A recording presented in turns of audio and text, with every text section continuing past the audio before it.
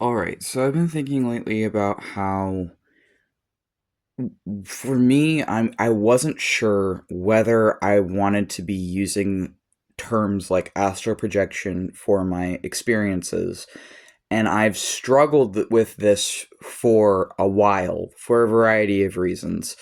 Um, the primary reason being that I consider the part of New Age that I used to consume videos and media and articles on a cult. And I used to be in something that called the reality shifters. And I used to believe that you could leave your body and go to any world you want to go to, including the fictional worlds in books and video games. And I used to believe that you could literally like project yourself into books and video games. And I used to believe that I was doing that. And I used to believe that I was like married to the G Man from Half Life, the video game. And I was not okay when I believed these things. I was also interested in something called respawning, which is the idea that if you kill your physical body, so commit suicide, that you can respawn in your desired reality or in like a video game world or a book world or like your dream world, essentially. And because of the kind of stuff I was exposed to during this time, I was not healthy. And also in my own spiritual practice and witchcraft at that time. And I was doing a lot of chaos magic because the reason I fell for reality shifting in the first place is I do think it significantly overlaps with some chaos magic philosophies, which I still practice chaos magic. I still have a lot of these fucking experiences. The lens I view them through is just fundamentally different now, and it has to be for my own safety. But I didn't have spiritual hygiene back then. I didn't know how to ground myself properly. I didn't know how to protect my energy properly. I did not know what I was doing, and I was just brute forcing my way through shit, and my mind was getting hurt because of it. And I'm a DID system and also autistic, and I have CPTSD because that is directly correlated and tied in with DID because DID is a trauma-based developmental disability tied to childhood CPTSD. But I didn't know what the fuck was going on. I didn't know I had DID when I was doing this shit yet because I was using it as a coping mechanism for my trauma. And I was using it as a coping mechanism for being disowned by my primary abuser. And I was trying to find peace. And unfortunately, the things that I found online were just really not okay. And I don't think that the people in these videos that I was watching and other things were intentionally trying to deceive people. I think they were other people like me who were lost. I think they were other people like me who were trying to find something to bring peace. But unfortunately, even though I don't think they were trying to be deceptive, I do think it was deceptive. I do think it was a misunderstanding of what's going on, and I do think that it led me into spiritual psychosis for a time and some other things.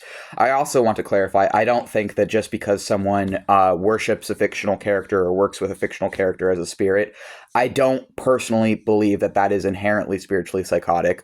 I believe that is actually something very common in things like chaos magic, and I don't have a personal issue with that as long as the person doing that is practicing good spiritual hygiene and is taking care of themselves.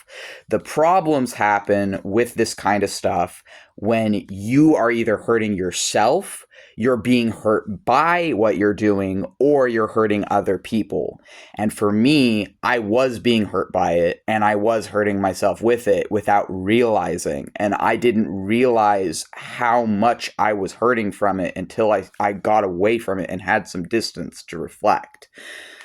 And I had experiences that I thought were like reality shifting and other things. And for me, because of what I was taught that reality shifting is, I didn't see it any differently from astral projection. I thought it was like the same thing as astral projection, just a different lens. And then I found out about lucid dreaming. And I started researching lucid dreaming, and I started really delving deep into lucid dreaming. I started learning about it from a psychologist and scientist on YouTube, Daniel Love. I mean, Daniel Love, not Lub. That sounds like a type of lard you would buy from the store, Lub Tub. But no, I started learning about lucid dreaming from Daniel Love here on YouTube, and he helped me. His work helped me to leave behind reality shifting and other, in my opinion, extremist forms of New Age philosophy that were personally destructive in my life. It also helped me, I will say, his content helped me cope and recover from a different cult I was in that was not just an online cult, but was an in-person cult. Because after I left reality shifting, I fell in with some people in person who I knew, who were starting a cult or revitalizing the cult of the Aten, which is an ancient Egyptian sun-worshipping cult and is the first monotheistic religion. It's even older than the monotheistic version of Judaism is, because Judaism was pantheistic before it became monotheistic. But before Judaism, there was actually an Egyptian attempt at monotheism called Atenism, which is where they deified the sun and just worshipped the Aten disk and the sun. And it replaced and overtook all the other gods for a time during the pharaoh who instated that rule. And I was friends with this guy who was very deep into that and was very deep into like New Age stuff as well and all these different things. And I trusted him. I believed in him. And because I was his friend and I believed what him and his wife were telling me, I was in that cult. So I've really struggled with astral projection, with the term astral projection, because it reminds me of my cult experiences. It reminds me of my own trauma, and because I don't think it's actually possible to leave your body and go to other worlds and other things, even though I've had those experiences, and frankly, I still have those experiences. I just disagree with what people are calling it. And when I learned about lucid dreaming, for a while, that was enough. For a while, the lens of lucid dreaming was an explanation that worked and fit with my experiences when I really understood what lucid dreaming actually is, because the average person doesn't fucking know. And that's why shifters say, no, it's not lucid dreaming. We're not lucid dreaming. It's not lucid dreaming. And then they don't actually know what lucid dreaming is. And if you ask them, they oftentimes give some bullshit response. And I used to do that too, because I didn't fucking know. And then for a while that was sufficient. But recently, and for a while now as well, I've been having experiences that very much now in my life go in line with what people say when they talk about astral projection. And so I've been really struggling, because a lot of these, what in lucid dreaming is called dreamlings, but what I would call in my experience is spirits.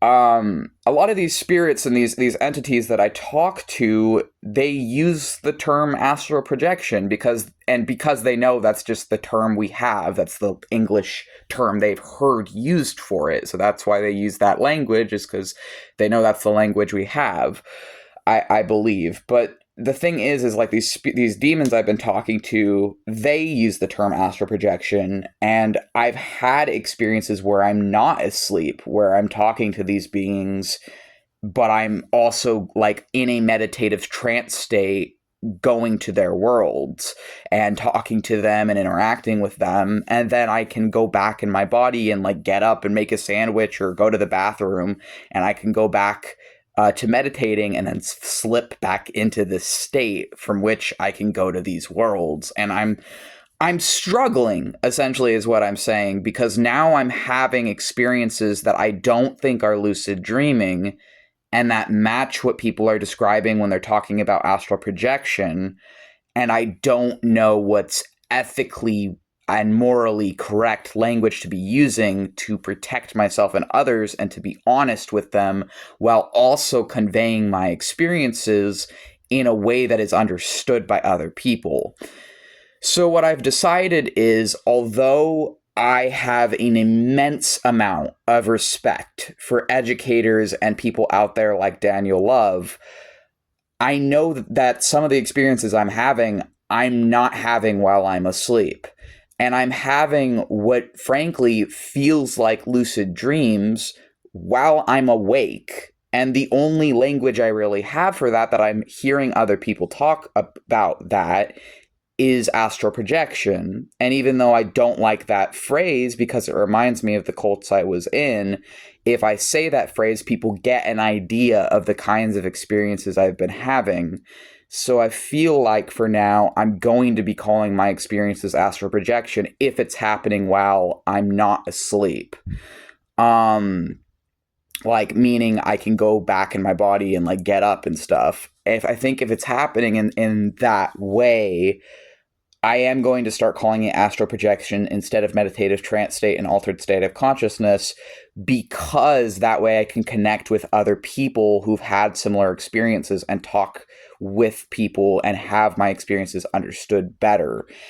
And I've struggled with this a lot because I don't want to be unintentionally promoting something that I think is dangerous. I don't want to be unintentionally misleading people and potentially harming them. As an occultist myself and as a witch myself, I take my craft very seriously. Part of why I criticize a lot of these things, I criticize New Age, I criticize reality shifting, I criticize atomism, and I criticize astral projection, is because I take this subject so fucking seriously, and I don't want to be out here as someone who practices like witchcraft and spirituality. I don't want to be out here potentially leading people to things that are going to hurt them. And I've seen that happen even just from ignorance, and I've seen that happen from other things. And so I've had these experiences where I'm leaving my body and talking to spirits. I've had some of these well, no, I don't even want to phrase it that way, because even just phrasing it that way, I don't agree with that. I don't think I'm leaving my body when I'm having these experiences, actually. I think what's happening is that, well, personally, in my belief, I believe that my mind is connecting to something beyond, or something maybe deeper within. I think my mind is connecting to something maybe inside of myself that is allowing me to communicate with these different beings, and do so in such a way where they are anthropomorphized as people, and where the mind is also a place, and I'm able to inhabit these places as if these are real places. But I'm able to do this not only in my sleep, in which case that would be lucid dreaming. I'm able to do this while I'm awake. And I do know that I'm not a typical person. I have DID and I have autism, and a lot of autistic people and people with DID as well. Some of us do have these experiences, and some people say it's like connected to like severe dissociation and other things, which I could also see. And then some people say, well, that's maladaptive daydreaming. And I have not been able to find enough concrete stuff on that to understand that. And I don't really think that what I'm experiencing is that either. But I definitely probably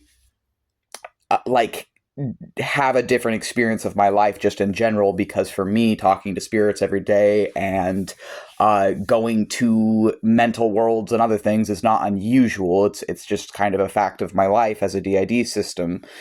But I also feel like there's something more to this, because it's not just me as someone with my disabilities having these experiences. I know people who do not have my disabilities who are having these experiences. I know people who have completely different backgrounds than me who are having these experiences. So it's not just me having this experience.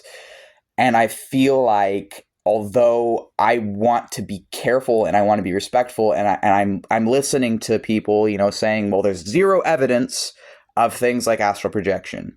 There is just no evidence for that. And I'm like, I'm trying to respect that, but also I'm having that experience, and the people I'm meeting when I'm having that experience, the entities I'm talking to, are calling it that. So how do I if someone I trust that I believe in who has helped me in my life is saying there's zero evidence of astral projection, but that I'm having an experience where the people I'm meeting in this experience are telling me it's astral projection. How do I cope with that and still be honest and still be, I guess, like, safe? And so for a while I was like, okay, well, to protect myself and others, the language I will use for these experiences that I feel is more actionable and more honest is meditative trance state and altered state of consciousness, because I know what I'm experiencing is an altered state of consciousness, and I know I achieve it through meditation. But I just think that for now, I am going to start calling it astral projection if it's happening while I'm awake so that I can connect to other people. But I also want to be careful and cautious because I don't want to lead people into cults. I don't want to risk people getting into cults how I was in. And I am an occultist. I do practice sorcery and witchcraft and demonolatry and chaos magic, but I also know the history of a lot of these different things, and I'm very intentional with trying to be as aware as possible of, like, where do these things come from? Why do I believe this? And I'm always questioning my beliefs as well. And the reason I think it's important to do this is because I was raised with two very different extremes. I was raised half Christian and half atheist, and I had one of each for parents. And when I was deconverted from Christianity, I was not just raised regular atheist, which, to be a regular atheist means someone who believes, I don't believe in any gods or spirits, would be a regular atheist. I wasn't raised that. I was raised anti-theist. Anti-theists believe that no one should believe in God, no one should believe in gods, no one should believe in spirits, and they also, additionally to believing that no one should believe those things, believe that if you do believe in those things, that you are morally and ethically corrupt, and that you are a bad person, and that every theist, or all theists, are antithetical to logic and science and are the enemy of progress and humanity. Like, that's literally the shit I was taught and raised to believe. I was taught and raised to believe that, well, frankly, I believe it's racist as fuck, frankly, also what I was taught, because I was taught any theism is bad, and any theism is my enemy and against me, is the type of fucking atheism I was raised under. I was raised under essentially fucking, like, there's this YouTuber I recently remembered called Vosh. I was raised by a man who was a malignant narcissist and an anti-theist who talked fucking exactly like Vosh, I feel like. And because I saw a video with him recently, and it honestly triggered my PTSD so bad it made me, like, reevaluate my life and, like, have an existential crisis and remember shit I had, like, suppressed, because the way that YouTuber talks is exactly the kind of atheist I was raised by. And the reason I think that kind of atheism is racist is because with that comes the assumption that that, you know, any other cultures, any other, like, indigenous belief systems, any other like native practices to wherever are all wrong, and atheism is the only answer. Essentially, it's like if you replaced Christianity with just an atheist version of Christianity. Like, they're doing the same fucking shit, but they think they're better. And that's the kind I was raised by. And it was really fucking confusing because I was deconverted from evangelical Christianity as a child to then being raised anti-theist atheist. And both extremes were fucking awful. Like, they were so fucking awful, in fact, that there's no doubt in my mind that my DID headmates and having DID to begin with was probably in large part due to this spiritual fucking confusion that had been instilled in me since I was a child. And so that's part of why language is so fucking important to me, and being open about this shit, but being careful with it is so fucking important to me. And I never want to be the type of occultist who just, like, believes whatever they're told and goes with it. Because yes, I think it's important to be open-minded. Yes, I think it's important to to, be open and respectful of other people's beliefs. But I also think that if I am really comfortable and confident and okay in my beliefs, then I shouldn't have a problem with them being questioned. As long as it's like in good faith and like constructive, then I should be able to question my own beliefs. I should be able to explain why I have my beliefs. And my beliefs in spirits and things doesn't come from nowhere. It comes from my own personal lived experiences. I live a life that people like the kinds of people I was raised by cannot fucking fathom. I live a life now where every fucking day I am talking to demons. Every fucking day I am talking to spirits, because that is a part of the sorcery and the demonolatry that I practice. And for me, it's not unusual. For me, it's not like, oh, fuck, there's an angel. Oh, God. It's like, oh, hi, fucking, like, Lucifer, or hi, Azrael, hi, Samael. Like, these are just fucking people I know. I don't even have to pray to them anymore, because I can literally just, like, connect to them and, like, channel them and then just have conversations with them. Like, I don't... Like I don't need, and I'm not like saying this to be like, oh, fucking look at me, I'm some great sorcerer. I'm like, no, anyone can fucking do this if you like, if they practice the skills and they practice this stuff. I think it's a perfectly learnable skills. Like, I think magic is a fucking skill, and I think it's a skill I happen to have that I've been practicing for at this point, like, 5 years. I've only been using labels openly. I've only been using any fucking labels openly since New Year's of 2023. And I've only been a theistic Satanist since New Year's of 2023, when I did my wizard's initiation ceremony into chaos magic, where I narrowed down my path. But I've been doing this shit since I was 20. So that's been about 5 years, because I'm 25 now. And I just think that, like, I want to be fucking careful, but I need to use the language that I have for my experiences at the same time. And I'm not trying to, like, make this some, like, big, huge deal, but, like, to me, it is a big deal. It is a big deal if astral projection is real, because then how do I, like... Because, like, I've had a fucking experience. I've had these experiences. I know it's not lucid dreaming because it's happening while I'm awake. For some of these things, and if it's happening while I'm awake, the words that I know for that is astral projection. If it happens while I'm asleep, I call it lucid dreaming, because there are ways to check if you are dreaming in other things, and I know that if it's happening while I'm asleep, that it's lucid dreaming. So what I think is kind of happening for me is, like, it's almost like I'm having lucid dreams while I'm awake, or like I'm having dreamlike experiences, like very dreamlike experiences while I'm awake. And I know in my case, part of that is my disabilities, my autism, and my DID. But the thing is, I know people who do not have autism, who do not have DID, who are also having these experiences.